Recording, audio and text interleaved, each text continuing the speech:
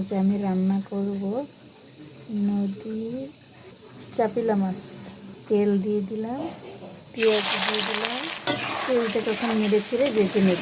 পেঁয়াজ মোটামুটি ভাজা হয়ে গিয়েছে।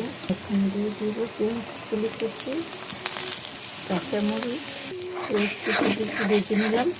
আদা দিয়ে দিলাম, জিরা বাটা একটু বেজে নিলাম। সামান্য একটু পানি দিয়ে দিলাম, হলুদ গুঁড়া দিয়ে দিলাম, ধনিয়া গুঁড়া দিয়ে দিলাম, মরিচের গুঁড়া দিলাম, লবণ। মশলাগুলো নাড়াচাড়া দিয়ে মিশিয়ে নিলাম। দিয়ে দিলাম মাছগুলো, ওপর একটু পেঁয়াজ ছড়িয়ে ছিটিয়ে দিয়ে দেবো। না দিয়ে ডেকে দিলাম, ঢাকনা উঠিয়ে নেব।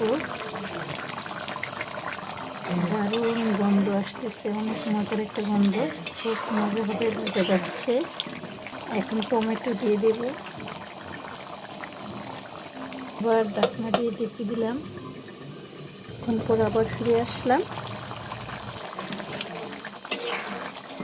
হয়ে গেল আমার মাছের তরকারি। দিয়ে দেবো ধনিয়া পাতা।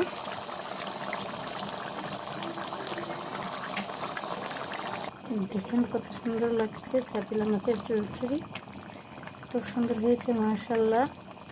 আশা করি মজাও হবে। তরকারিটা সমাপ্ত করে দিলাম। আল্লাহ হাফেজ।